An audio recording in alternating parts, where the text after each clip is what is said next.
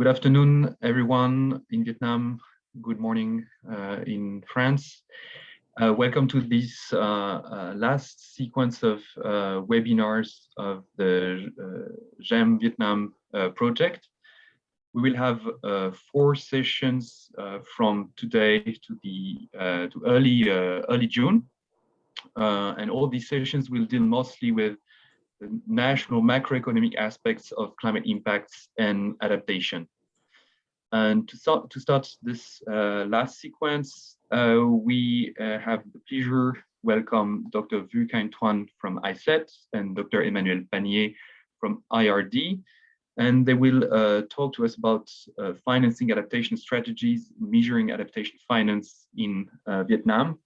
So their presentation will be based on Chapter 12 of this COP26 report that we handed over to the Minister of Monray on day 1 of COP26 in Glasgow a few months ago. We also have the pleasure to have discussants for after this presentation, mainly Dr. Nguyen Thu Huong, who is an anthropologist of the University of Social Sciences and Humanities at the University in Hanoi, and Gwen Pulliat, who is a researcher at French National Research Center. So without further introduction, I will give you the floor, Toan and Emmanuel. The floor is yours.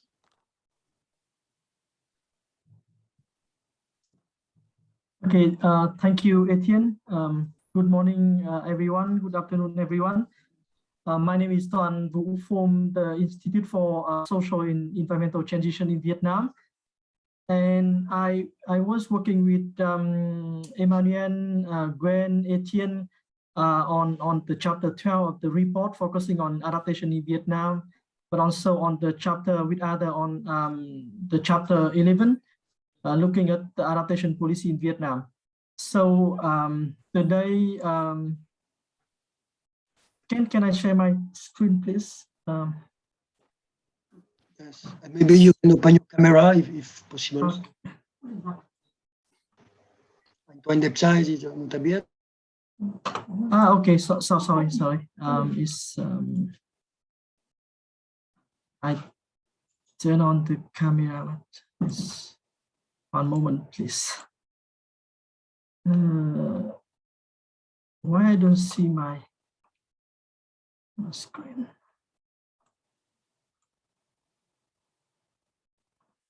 Okay, have it here. So can you see me now? Nice to see you, Toan. Yeah. Okay. Yes. I turn on the camera on the computer, but not on Zoom.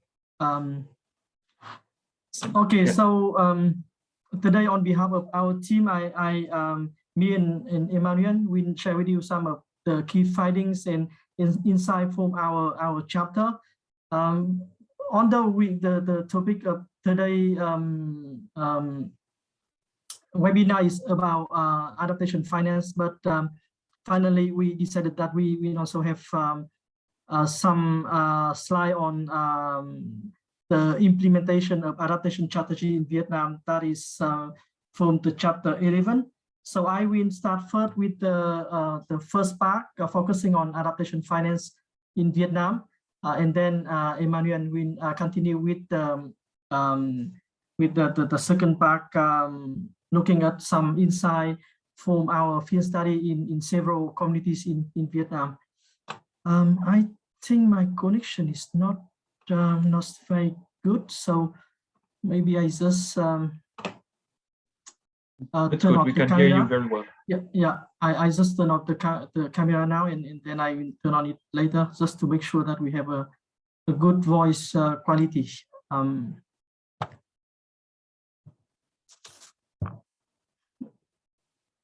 Why I cannot? Okay, yeah, I can move my slide now.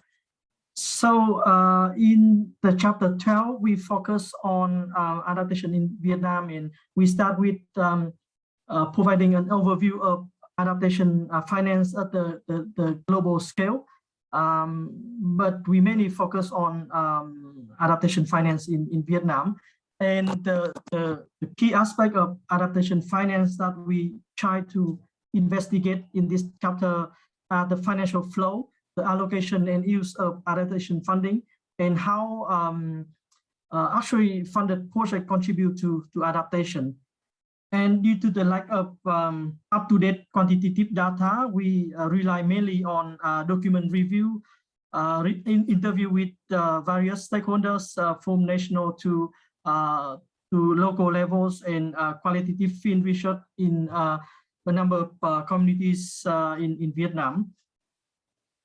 First, looking at the adaptation financial flow, I will not going into the detail of this graphic, but we'll focus mainly on the key information here.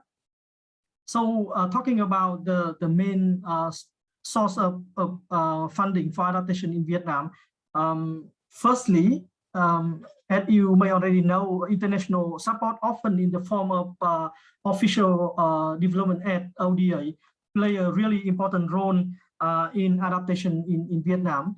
For instance, if you look at the national climate change strategy in Vietnam, you can see that the expectation about the financial support from international donor represent up to 94% of the budget for the implementation of this strategy. Or during the period from 2016 to 2020, Vietnam could mobilize more than $600 million for implementing the national target program on to respond to climate change and on green growth. Or the main mechanism for attracting and managing funding, international funding support for climate change in Vietnam is the support program on climate change. Under this program, Vietnam could receive up to $1 billion USD for the first phase, so from 2009 to 2015. In addition to the international source, the Vietnamese government also provided its own resources for adaptation. However, we could not come up with a full or comprehensive picture of national budget for adaptation due to the lack of data. I can talk about it in a more detail later on. In addition to that, the country has received also financial support from other actors like international NGO or academic institution. For example, cities like Hải Phòng or Da Nang or Canh Toan receive quite significant support from this organization for implementing their adaptation activities. In terms of the management of the funding for ODA and government budget, the national ministries, especially the Ministry of Planning and Investment, Ministry of Finance, together with Monre and Mark, work closely together to make the decision on what should be funded, and then adaptation fundings are allocated to sectors and localities through different project and program. At the community level, there is at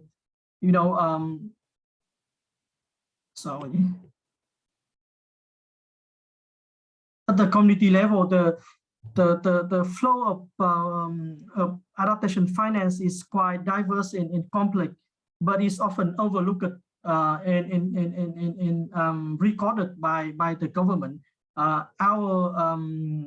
The result from our field study show that in some communities, the resources mobilized by community actor itself may represent up to 85% of the recovery cost after disaster. Emmanuel can tell you more later on about it. Now talking about adaptation spending in Vietnam. So the question here is what is funded and where the funding go. First, I would like to highlight that so far there's no specific system or tool to monitor and check adaptation spending in a comprehensive manner. When we talk with a government official from Monterey, he said that we have data about project and program under our responsibility, but we don't have much information about what is happening in other ministries in terms of adaptation project and funding.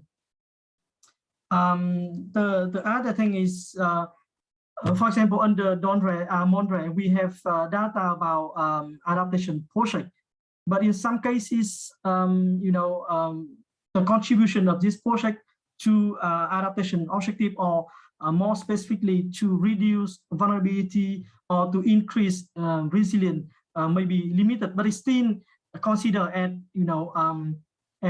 adaptation funding. At the same time, many development projects may contribute to adaptation, but the budget connected to this project are often not considered under the adaptation funding category. The other important point about adaptation spending in Vietnam is that there has been a really strong focus on large-scale hard infrastructure, and I can give you some figure about it. For example, a few years ago, there was a study supported by the World Bank looking at adaptation spending in 5 key ministries in Vietnam. And one of the conclusions is that around 90% or 88% exactly of funding under these ministries was used for hard-scale infrastructure like river dye system or big dam or big sea dye system.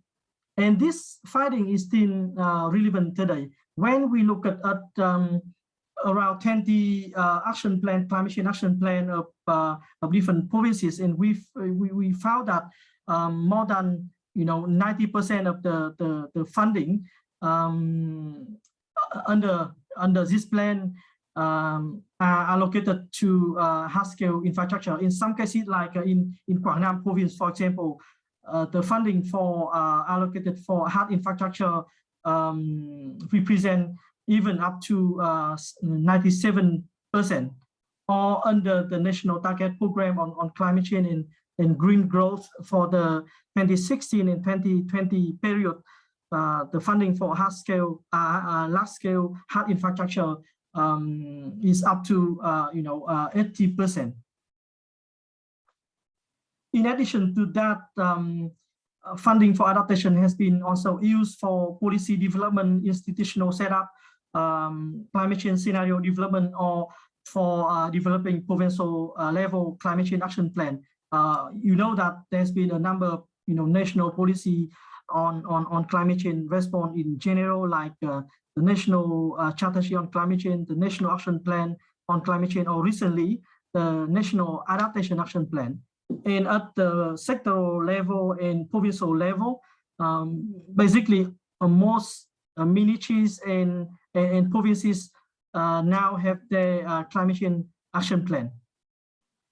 The other important highlight here is the lack of resources allocated to soft measure, and especially to measure that address the key driver of risk in vulnerability.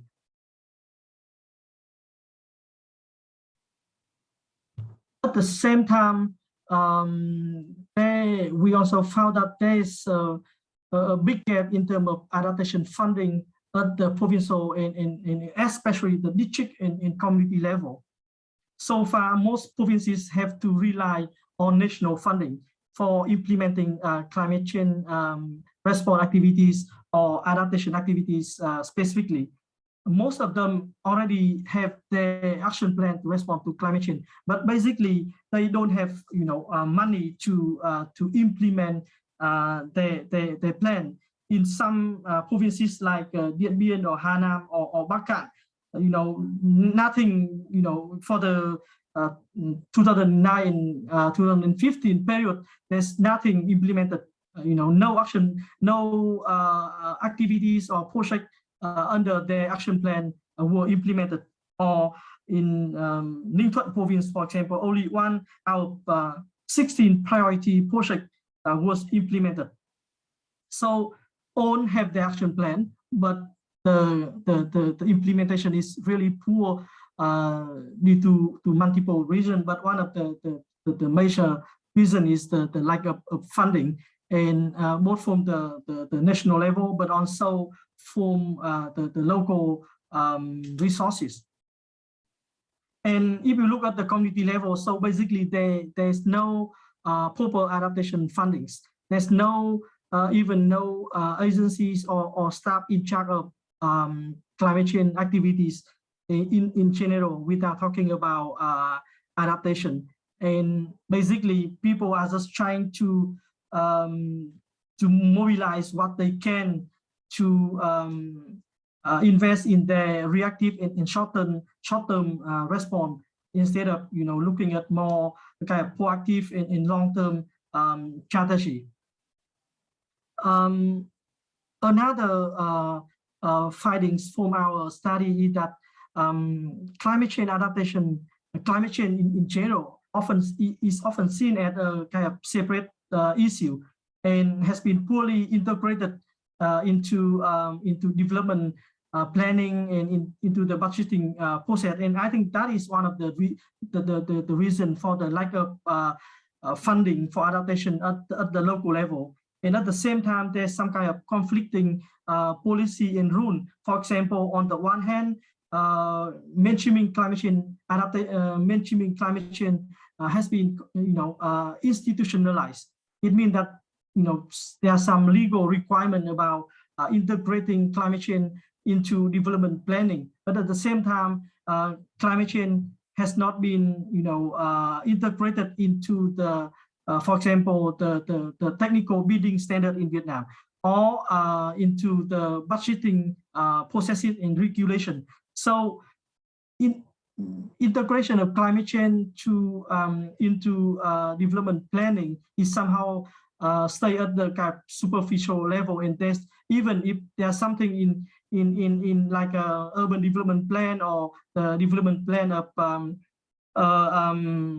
agriculture sector, for example, but then there's very limited fund or no funding for implementing these ideas or this action.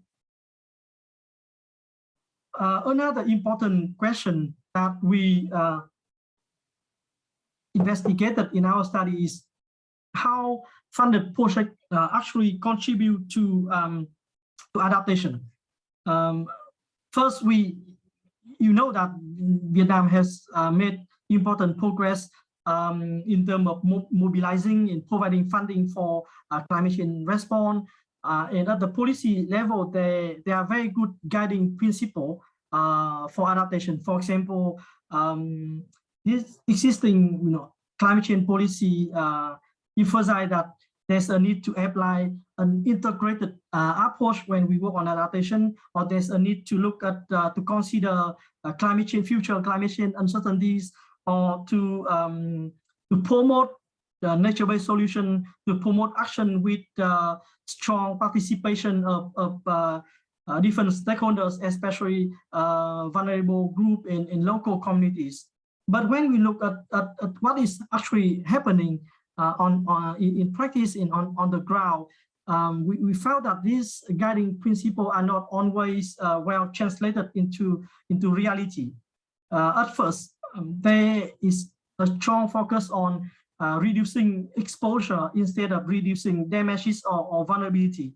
And most large-scale infrastructure projects often ignore a kind of systemic analysis and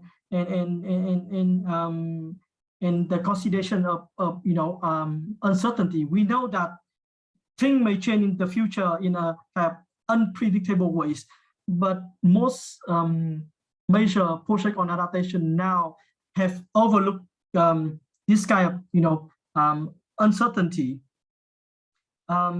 The other thing is there has been a quite limited attention paid to address fundamental issues. For example,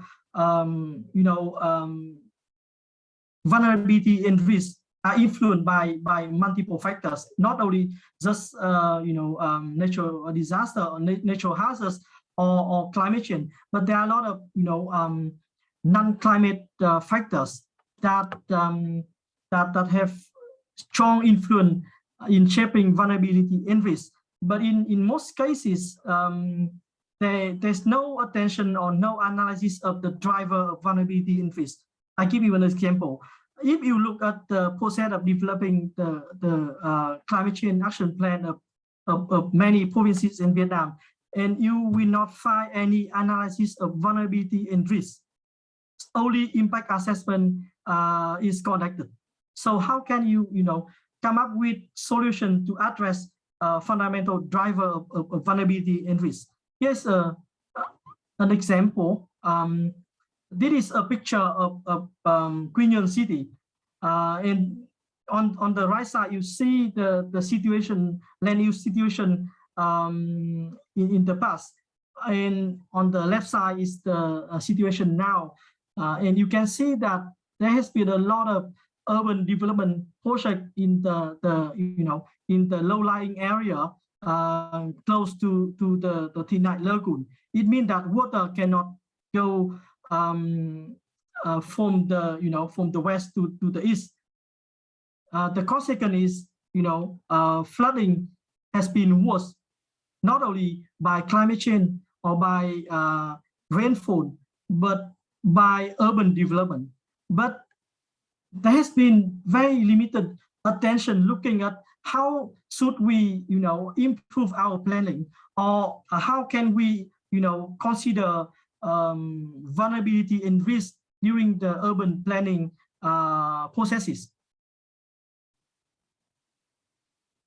Or coordination is, I think, is one of a very important task when we talk about climate change response or on adaptation strategy. But so far, the coordination between different sectors, different agencies at the provincial level, for example, is very poor.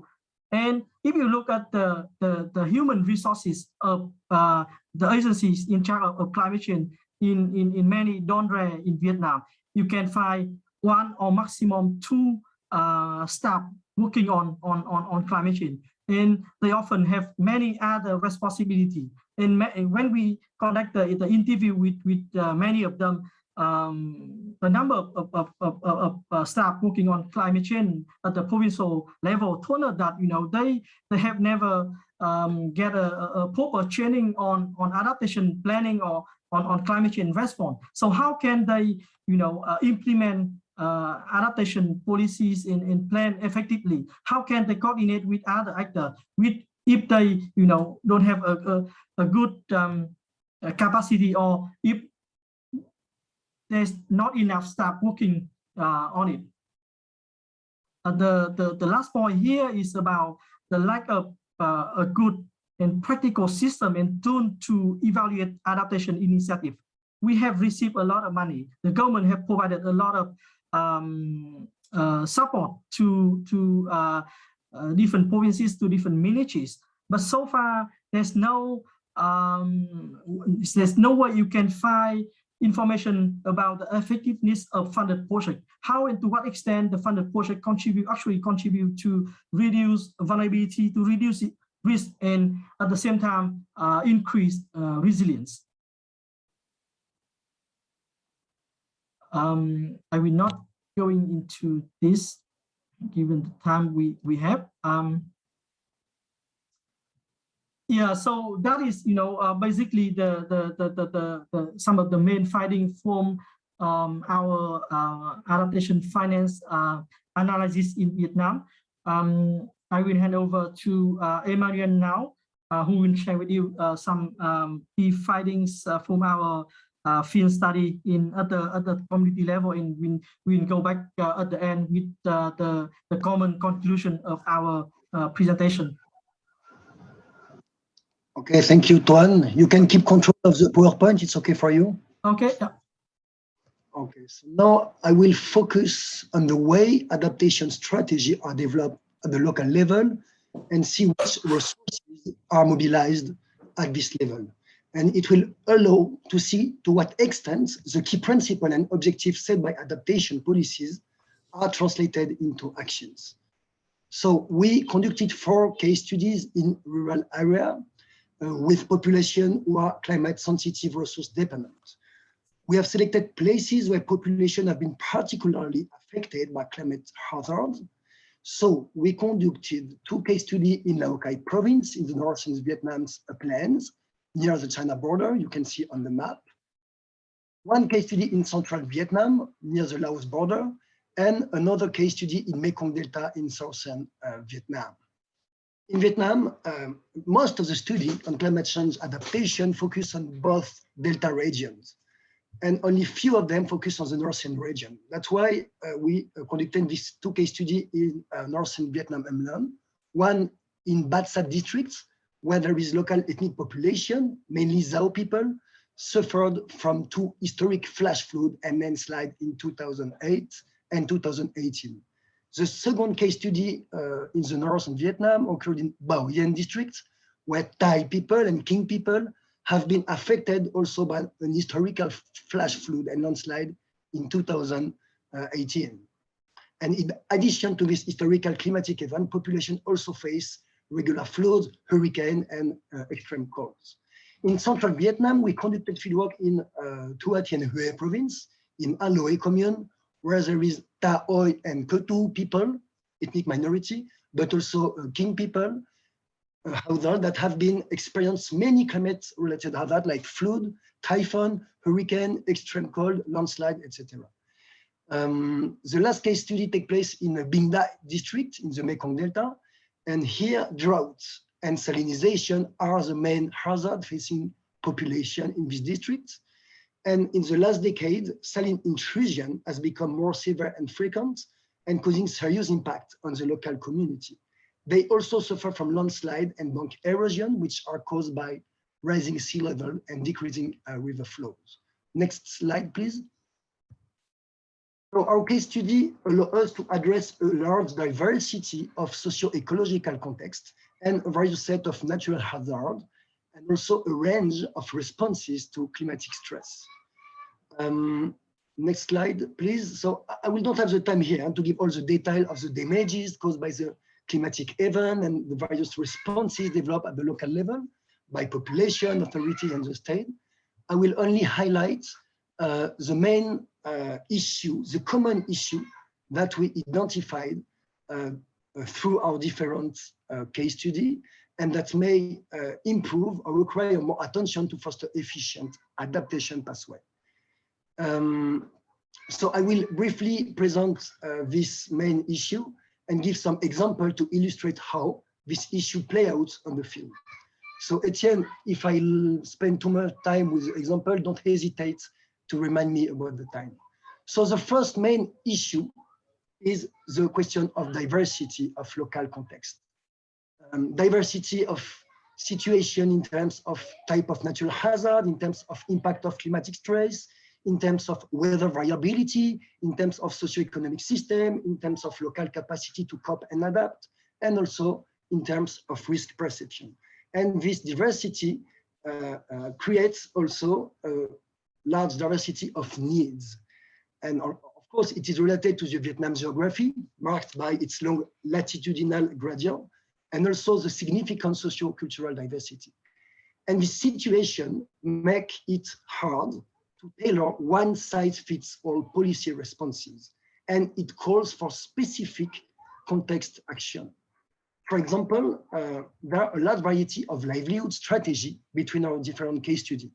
We have semi-subsistence economy based on rice cultivation, forestry, and husbandry, that is in the north of Vietnam and central Vietnam.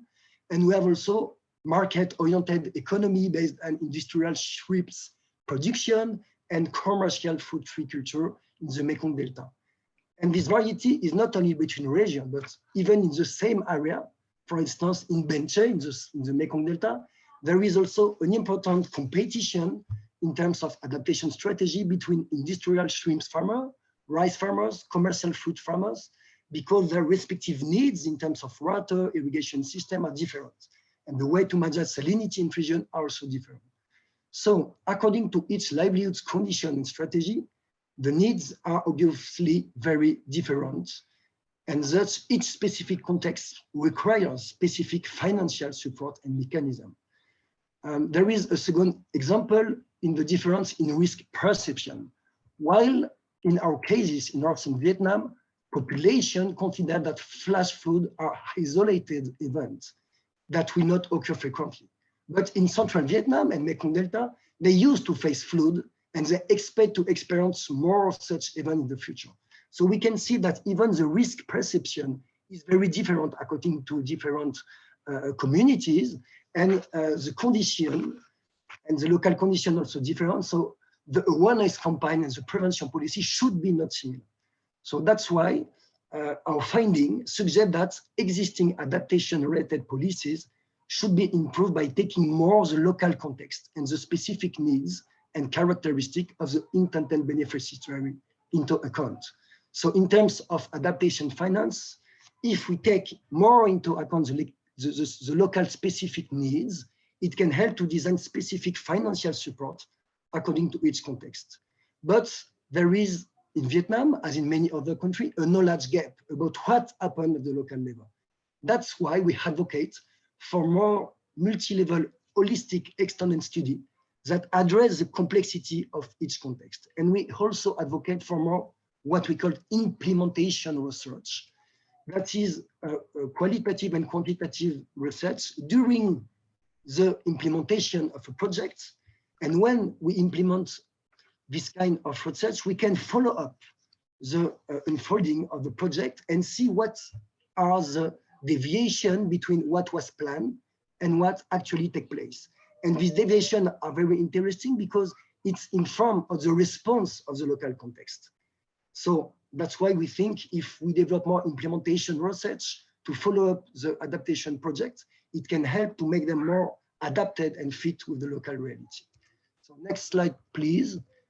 So a second issue, general issue in our case, is the capacity building. So Toan already stressed this issue. So there is many capacity building activity have been organized in the last 10 years in Vietnam. As you can see in the slide, it is a picture from a book used to inform people in very remote area in northern Vietnam about climate change challenge and disaster management. But despite this existing training at the local level, we are finding that the knowledge and awareness of local staff about climate change response are still very limited. And many of them are not professionally trained in climate change adaptation. And often they focus on the adverse physical effect of climate change without fully acknowledging the bigger picture of adaptation planning. For example, in the commune we conducted our case study, there is no agency and staff being responsible for climate change. There is a steering committee for natural disaster prevention and control. So this entity is in charge of disaster risk management, but the members of this committee are local authority under the leadership of the Chuktik Ubanyanzon, the chairperson of the Commune People's Committee, and the head of the commune military affairs. And so they have training, but not specifically on climate change. And they have also a lot of many other duties to manage. So manage adaptation, climate disaster responses and management is another burden on the shoulder. And also the participating people in this committee often rotates year to year. So there is also a problem in long-term thinking in terms of personal skills. So to face climate change challenges, more funding are needed to improve capacity building related to climate change issue and to allocate specific resources to the person in charge of this question at the local level. So another point, Toan also stressed about that. Next slide, please. Yeah, next slide. So it's the balance between coping and adapting. What we can see is in all our cases, Vietnam is very efficient for immediate responses, emergencies intervention, and short-term recovery. There is a strong network of local authority and villagers that are devoted to emergency intervention and post-disaster restoration, and that allow to respond efficiently to climatic shock. As you can see, for example, in the left picture, there is a man wearing a jacket where we've written Task Force Team for Disaster Prevention and Control. And this picture has been taken in mountain area in Laokai province, and it shows the presence of people devoted to disaster management, even in very remote area. But there is no funding for them, and they mainly intervene for post-disaster action. Little has been done to invest in longer-term preventive solutions, such as improving the flash flood early warning system, strengthening coordination and information sharing between communes, particularly between upstream and downstream, and between sectors. And as you can see in the second picture, there is some sign indicating that this area is exposed to flood, etc. There is risk. But when we ask to villagers and also to the person in charge of disaster prevention at the commune level, what can be done to reduce vulnerability to such climatic events? The common answer is there is nothing to do except running and escaping.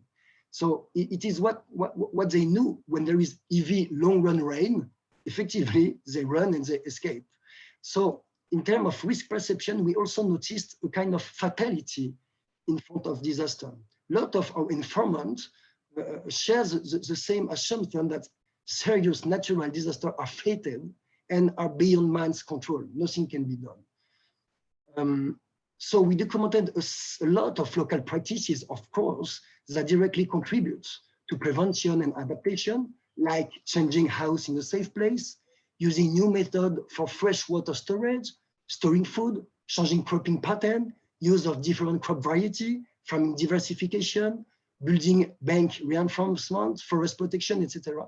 But the common point is mostly people respond more than they adapt. Short-term reactive adaptation often override proactive and preventive strategies. Next slide, please.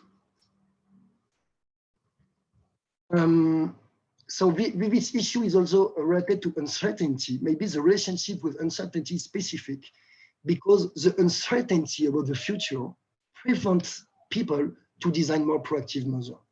And it's also related to the issue of vulnerability. Canh Toan already stressed. So we know that climate change vulnerability is not only a question of climate risk or exposure reduction. It is a multiple factor issue. Vulnerability is historically built and is rooted in social, cultural, economic, institutional system. But very few actions address structural drivers on vulnerability, and most attention must be paid to how vulnerability to climate change intersect with other existing inequalities. It was Pamela McElwee already stressed a few years ago in a report related to World Bank. So I will give an example. Next slide, please. So in one commune in northern Vietnam where population have been affected by a historic flood, some households could benefit from specific state funding to rebuild the house or to move to a safer place. For example, Mr. Bing and Mrs. Chang, they are king people. So in this place, most of the people are Thai, but they are kings. So it means they belong to the majority ethnic group. So they are born in the Red River Delta, and they came 20 years ago in this commune because the wife was a teacher, and now she's a director of the elementary school. Their home have been completely washed away with the flash flood, and they rebuilt a 2-level house, a concrete house, with higher and strong foundation. And according to them, this house will withstand a future flood and of similar intensity. So they used $30,000 to build this house. They have support from the states, and they have also support from the personal network, like other teacher, colleague of the wife, they give money, the former colleagues of the husband, the classmates, support from the family side. They can also have access to credit to the Bank of Social Policies, and also to another credit to a commercial bank, thanks to the salary of the wives. So finally, they were able to benefit from substantial help and support and credit to restore and to reduce their vulnerability. In the next slide, please, we can see another case, which is Mrs. Ling. She is a Thai woman born in 1968. She has been divorced 3 times and she has no children. She lived alone, and her whole small houses was also destroyed by the flash flood, but the structure of the house resists. So she could not have the support for the washed houses, but she gets support to move the house in the new place. Her brother gave her a piece of land and immobilized Dolkong, so local mutual labor force support to build a new small house. But this woman has no connection, has not a lot of resources, so she received 50 kilograms of rice, she received little money in cash, clothes, food, but she doesn't have access to a credit, and also her plot of rice field is not enough to feed her all the year long. So she has a small job, she registered villager lottery bets, so it's like local lottery bets, on the bill of a very rich fellow villager, a big man of the commune. So she's still very vulnerable in terms of climate stress, but also socially and economically vulnerable. So we can see the different resilience capacity and level of vulnerability between these two cases. The second case is an example of poor household, ethnic minority, alone woman, socially isolated, and she mostly the support of the relative to cope with the shock is the main resources she has.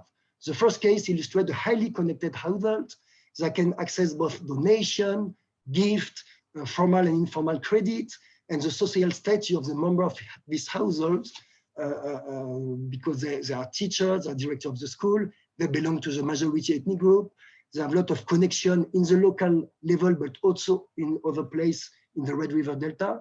So they have a strong social capital, and they can restore and also reduce their vulnerability. So it's just a way to show that we need to understand why people are vulnerable and to address the vulnerability through a holistic perspective. And such understanding can help to know what should be funded, not only focus on exposure reduction or technical aspect, but also on the key driver of vulnerability.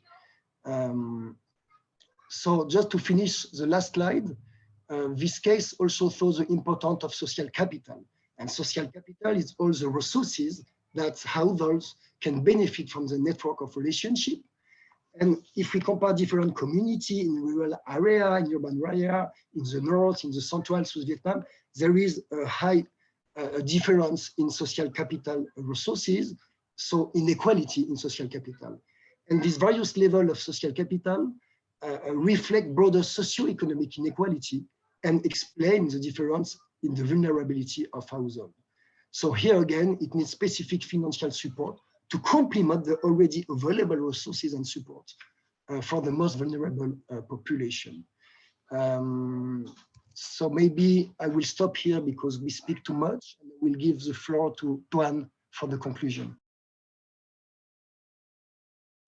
Okay, thank you, Emmanuel. So to conclude, we would like to highlight that from our analysis, when we talk about adaptation finance, it's not just about the lack of funding for adaptation or the need to have more funding, but it is equally or even more important about using existing available funding effectively. And in the context of Vietnam, in order to improve the effectiveness of adaptation fundings, we have identified some critical recommendation or area.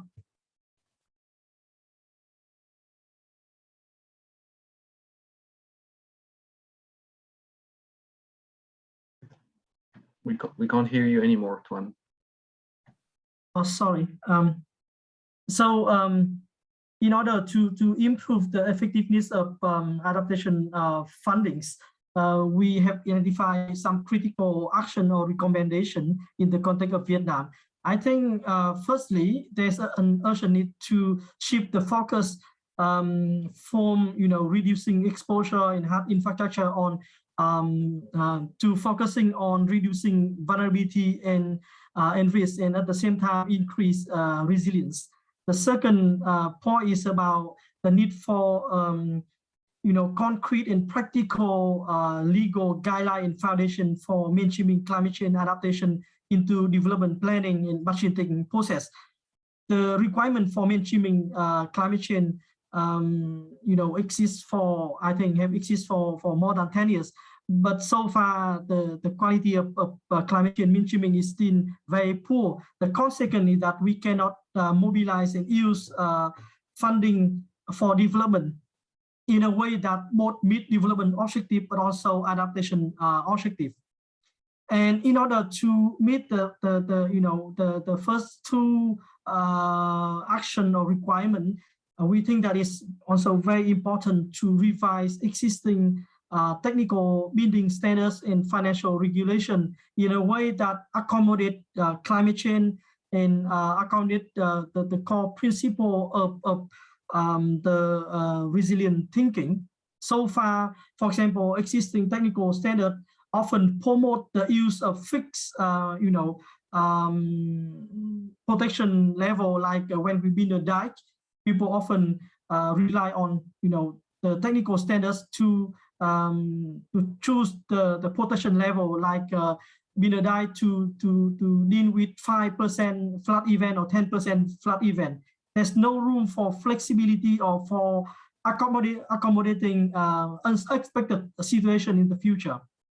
The next point is about the need for a comprehensive monitoring and evaluation system to check, but also to evaluate how and to what extent funded adaptation projects contribute to reduce vulnerability and increase resilience. And last but not least, I think there's also a very urgent need to increase funding for adaptation at the local level. This is where people suffer the most, but it's where so far there's less resources. And I think there's a big, policy implication for the government, but also for the donor community about this message. So with that, I would like to end our presentation here, and thank you a lot for your attention. Thank you very much, Toan, and thank you, Emmanuel, for these very complimentary presentations on adaptation finance, let's say top down and bottom up. So now we will move to the discussants, and in the meantime as well, in the audience, if you have questions, I see already one question, but if you have other questions, don't hesitate to write them down, and we will have a few minutes, maybe after the discussants to answer them. So Dr. Nguyen Tu Huong from USSH, you want to start with the discussion?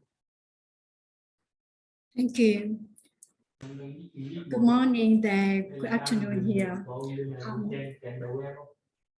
First of all, I would like to thank you for having me at the discussion in this panel.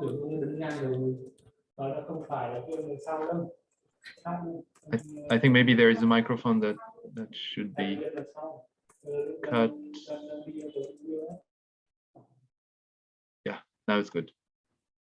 So I repeat. Start over. Good. Good morning there, good afternoon here. First of all, I would like to thank you for having me at the discussion in this panel. Actually, I would like also to thank you, the presenters, both again, for their very intriguing and timely papers.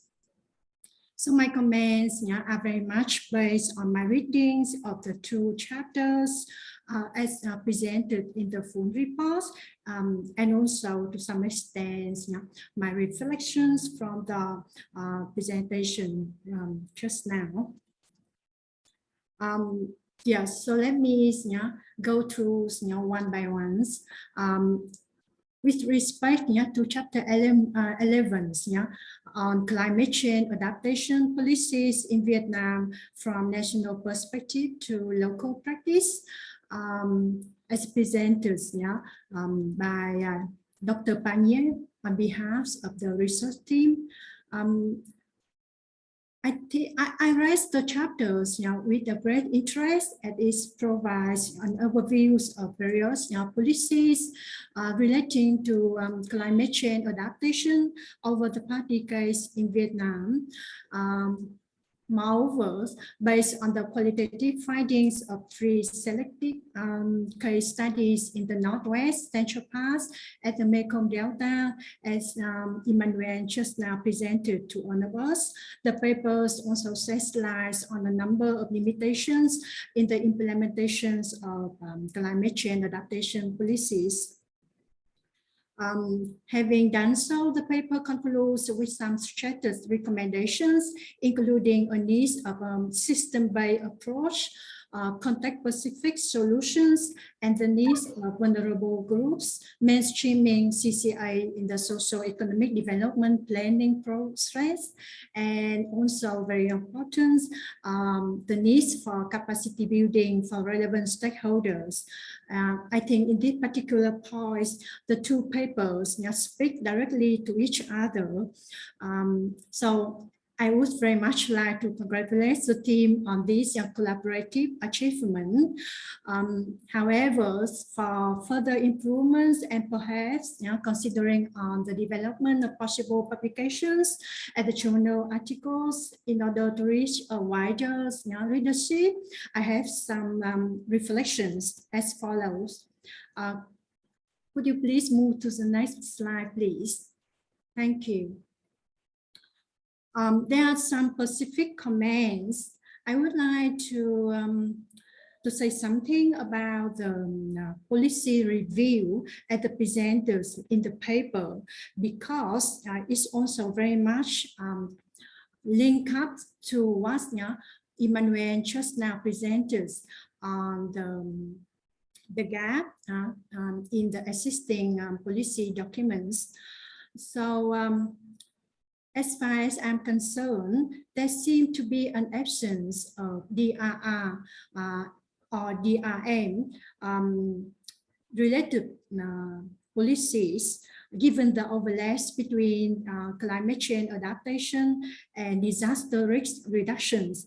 Here, I think it would be very important to look at the specific context of Vietnam. For example, the so-called natural disaster prevention and control, as understood in the context of Vietnam, is very closely linked up with the DRM, the disaster risk management, rather than DRR. So that is, one thing we should need to make a clear cut definition. And also from the presentations that Emmanuel just now has done, there's also a missing definition of vulnerable groups.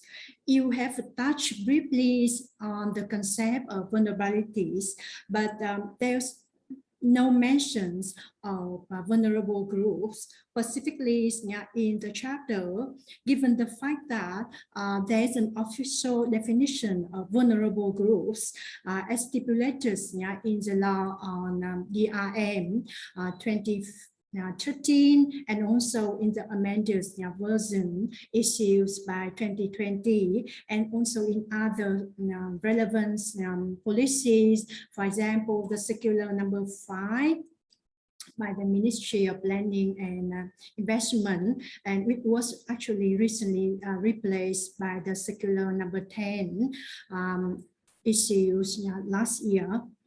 There may be also a need on the updates of the policies, given the fact that there's also an addition of vulnerability assessment stipulated in circular number 1, which was just issued, I think, a few months ago of this year. And from my personal opinions, that would also be ideally if there's mentions of provincial level policies or 3 case studies, because in the paper they mentions about the provincial level policies, but regarding other provinces like Điện Biên, Ninh Thuận, and Bắc Cạn, rather than the specific locations of case studies like in Thừa Thiên Huế, Lào Cai, Bến Tre. There's also a small note on formattings regarding the figure number 11.1 on the policy matrix. There seem to be a mix-up of the titles of the policy documents, like misunderstanding of strategy plan. It means the title of the policy documents, and also the order of the policies maybe considered to start with, like can be divided by the natures of the documents, like by laws, resolution, decision, decree, and then circular and others non-normative legal documents. So now I would like to specifically say something about the case study. You may also saw it like in the presentations, but to me they seem to be a bit unclear about the perceived vulnerabilities to climate change versus the vulnerable groups. Given the fact that there are specific vulnerabilities of each vulnerable groups defined either by law or themselves. In his presentation, Manu gave a very vivid illustrations of Mr. Bing's story, but that would also raise many questions about, so how about others population, especially like vulnerable groups, like by gender, age, poverty status, or also like, for example, the people with disability or ethnic minorities, given the fact that the 3 selected case studies was conducted in ethnic minorities areas. So in that sense, it would be much appreciated if there's more analysis, providing a more nuanced pictures of vulnerabilities and vulnerable groups. Also, there's another questions I would like to ask: is any possible linkage of CCA and inequality, as it was briefly mentioned on page 5 to 8 in the report, because to me it seemed a little bit a kind of overlooking differences in the exposure of the vulnerable groups to the adverse effects of climate change, and also in their susceptibility to problems caused by climate change or other natural disasters, kind of stuff. And again, to their relative abilities to cope with and also to recover from climate change induced disaster events, for instance. So that would be more important to have address more explicitly on the needs of fostering the community-based participatory approach in CCI policies and actions. There was some kind of mentions, throughout the papers, but I think this is a very important point that could be strengthened more analytically in the papers, if possible.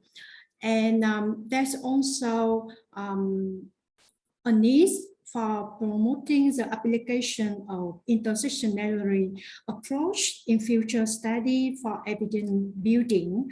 I think in this particular point, Manu has made it very clearly in the very last slide of his presentation on suggesting for the needs of looking at the underpinning structural drivers of vulnerabilities, and that is very much related to the intersectionality approach, because in the paper, particularly in the conclusions, there was a mention of DOC, the theory of chain approach, but to me it appeared a bit out of the blue. So I think in this sense, the application of intersectionality approach would be more relevant. So that is my very overall comments and some suggestions from chapter 11. May I move to the next one, please, on chapter 12. Can you take a few minutes more maximum so that we can have the second comments and still a few minutes for open discussion with the public, just to manage the time? Is that possible?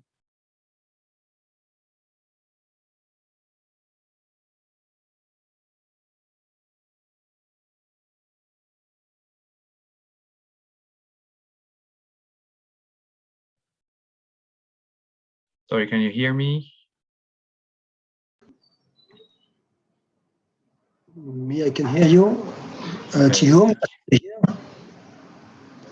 Yes. okay. Okay. You can continue. Yes. So yeah, let me go to the next one on chapter 11. No, I think I was a little bit confused about the order of the chapter, but anyways, they are both relevant.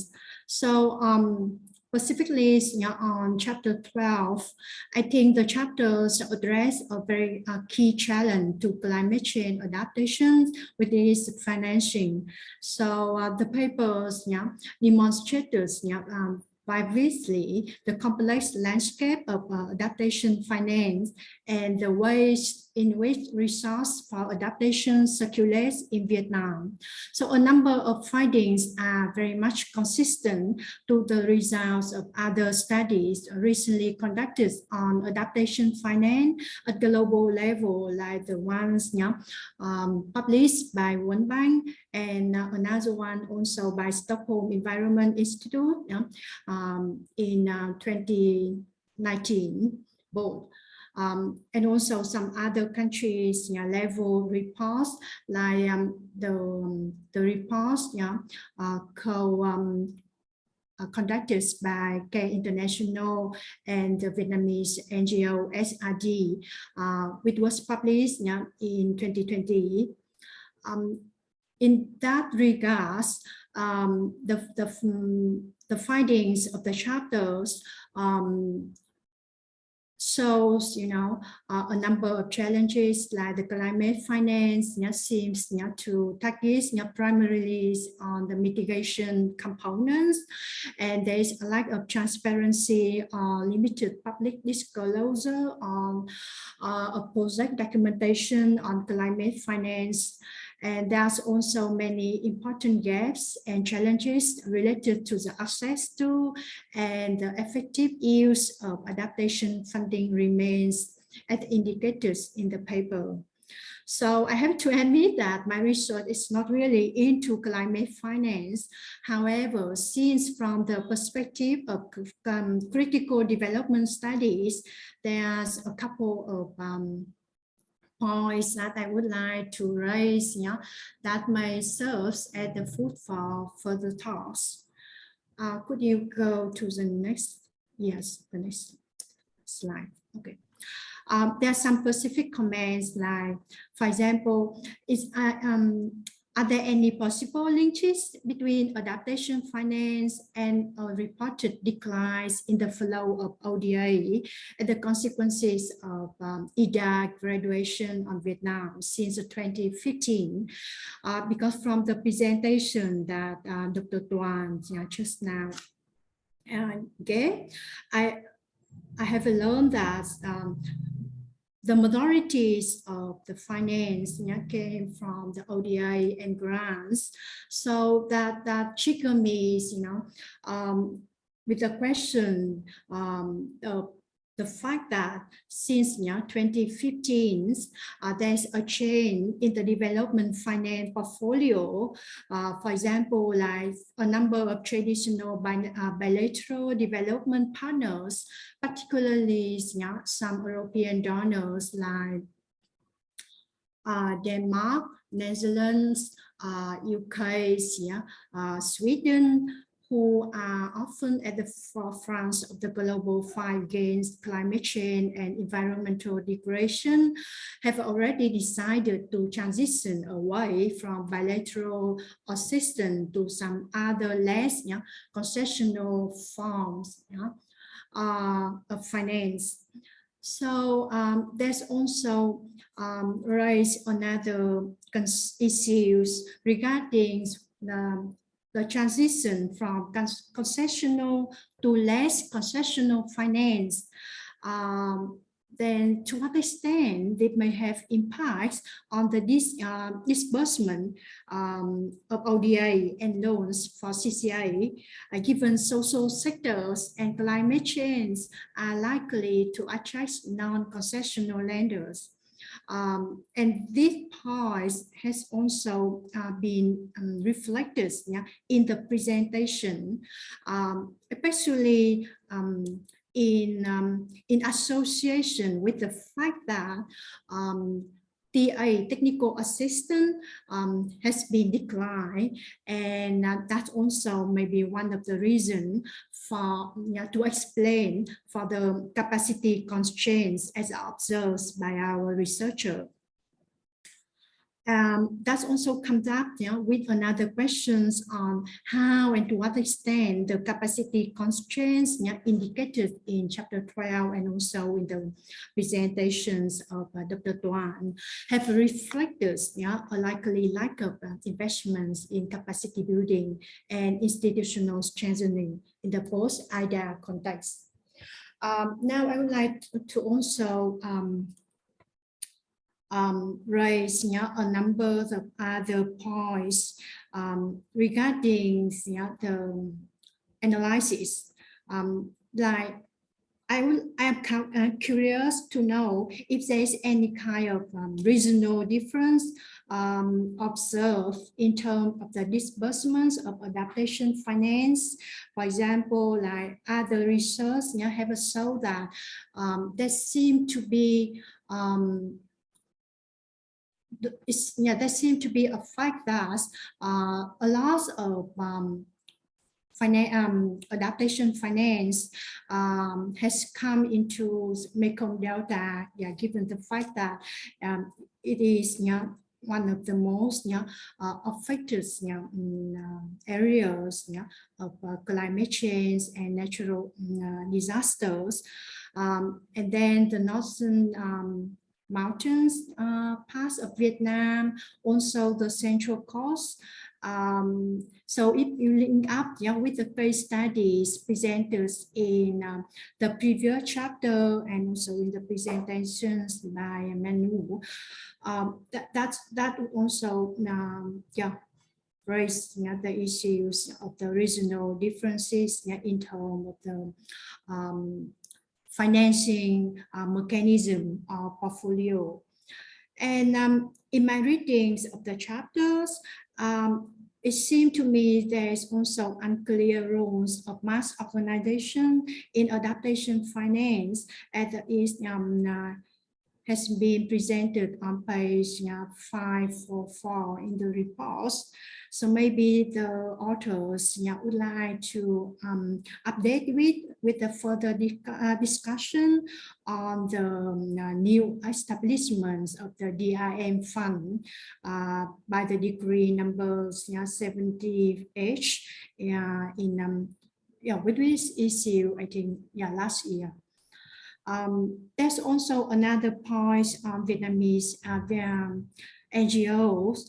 I would like to say that apart from the Vietnamese NGO, a number of INGO, international NGO like Canh International, Oxfam, One Visions, they have been actively operating, advocating for the mainstreaming of social inclusion into climate change and also DIM related policies and programs in Vietnam. And there's also a number of CBOs working in this particular area. So maybe you would like to include them in the paper, if there's any chance. The very last point on the rules of social capital, that's also expressed explicitly in the presentation, but again, that's also brings to my mind with another question, like to what extent it has influenced the abilities of different households, particularly those vulnerable groups, to respond to climate change-induced disaster events.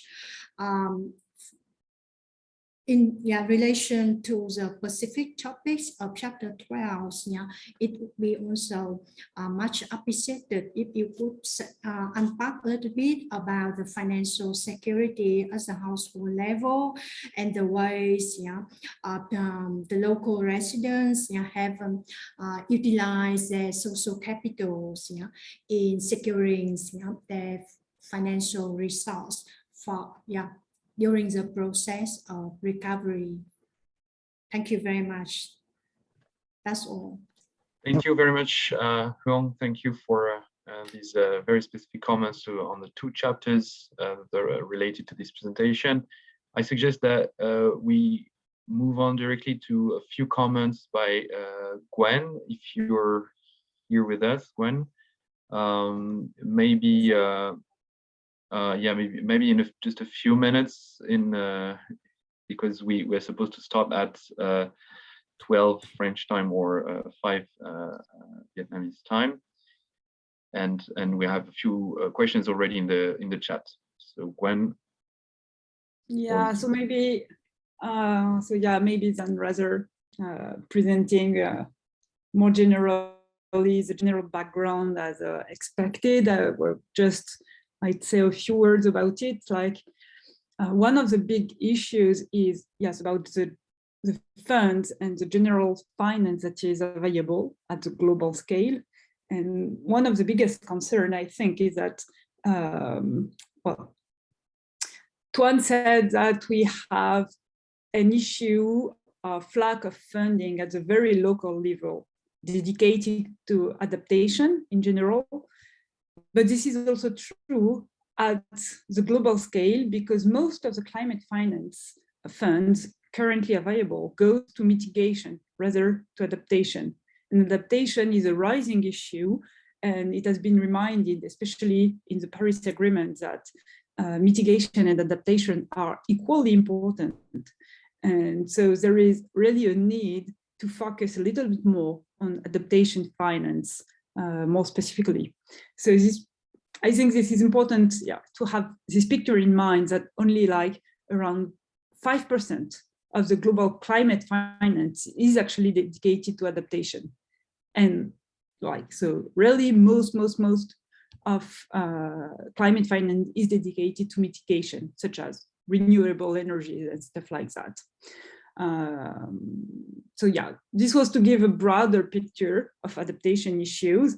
there is issues at the global scale that has consequences at the very local scales as well, in terms of lack of fundings for specific adaptation actions.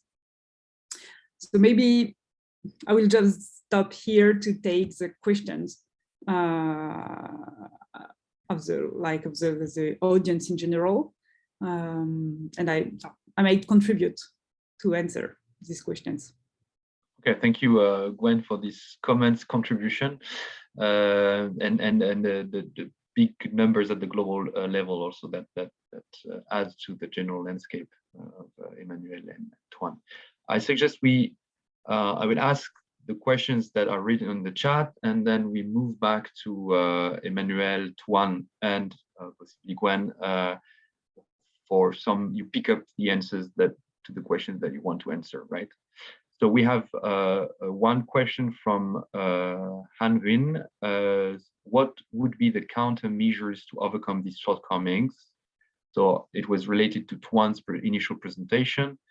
Who do you think would be the appropriate authority organizations to lead these initiatives? So again, it's very related to what Toan presented earlier.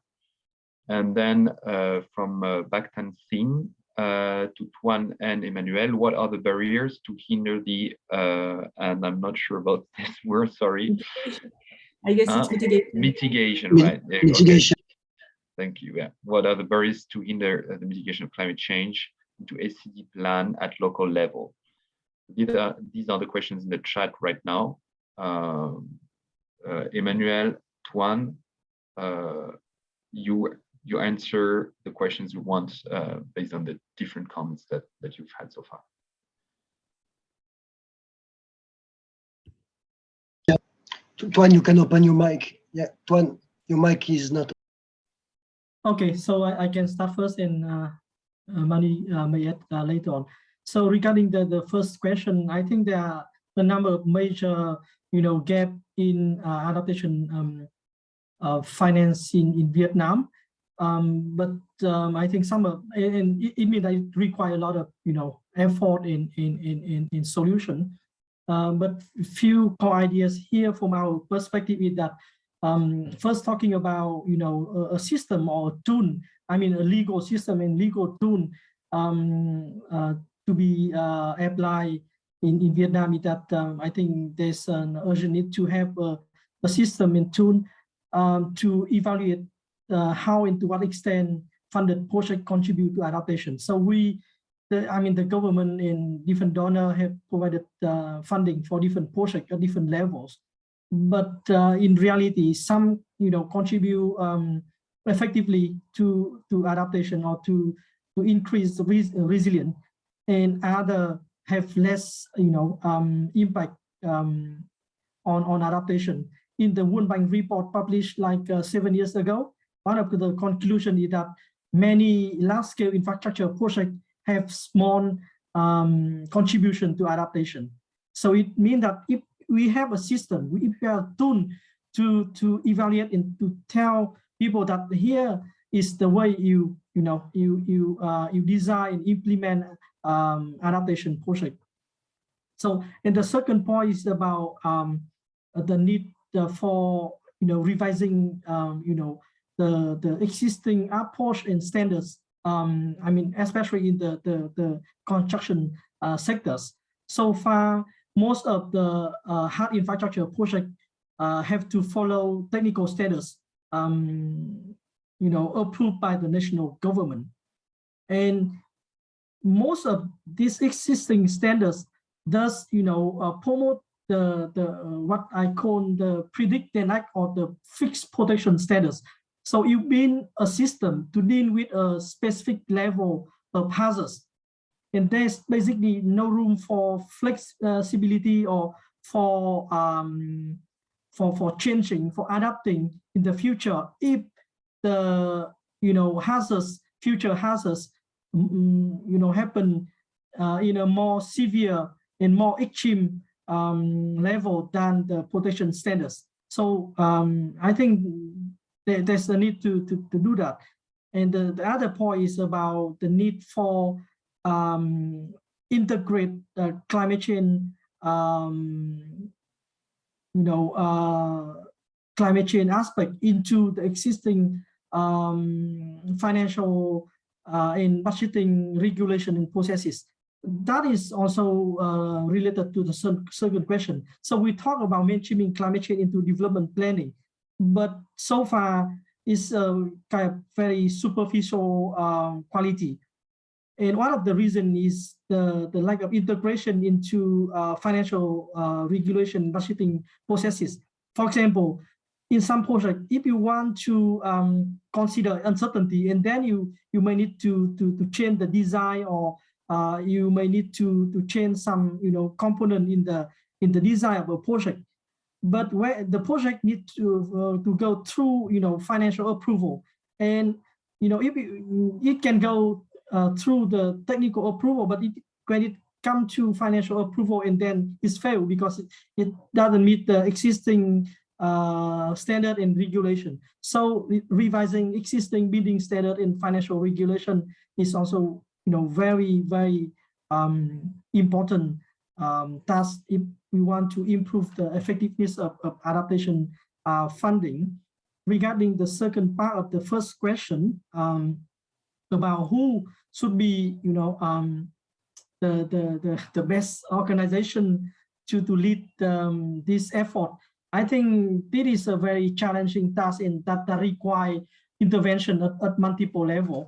But for me, two quite important actors in the context of Vietnam is first is the government, because if you want to sustain any activities, and then you still need to follow government regulation and standards. And so if the government lead this kind of effort to overcome existing gap in barrier, and then we can expect some kind of long-lasting impact. Like I work for an NGO, and we try to integrate different resilient principle, for example, into the design of our project. But it happened at a city level or community level. We cannot, have a larger. We cannot have the bigger impact at the larger scale. And the second actor is the donor community, especially the big donor like AFD. And I think AFD is moving to the right direction. I think because, as Vietnam has to rely a lot on the support from international organizations, bilateral and multilateral. And if like big donor have some willing and some commitment to influence the way things are working now, and then I think it can have some important impact. For the second question, I think there are three barriers here. The first is about the capacity. And I mentioned in my presentation, at the provincial level, there's only 1 or 2 staff working on climate change. And many of them don't have proper training on climate change. So in terms of the number of the staff, in terms of capacity, I think is quite limited. And if you look at the district level and commune level, there's basically no one in charge of climate change. And the knowledge about climate change response and planning is very limited. The second is about the 2 points that I mentioned earlier. First is the barrier coming from the existing bidding standards and the lack of consideration or integration of climate change into existing financial rule and regulation. So this existing rule and standards play a really important role in the climate change mainstreaming and integration process. If we cannot, overcome this, and then we would never be able to successfully integrate climate change into development planning processes. And the last point, but not least, is about political will. I think that maybe still the one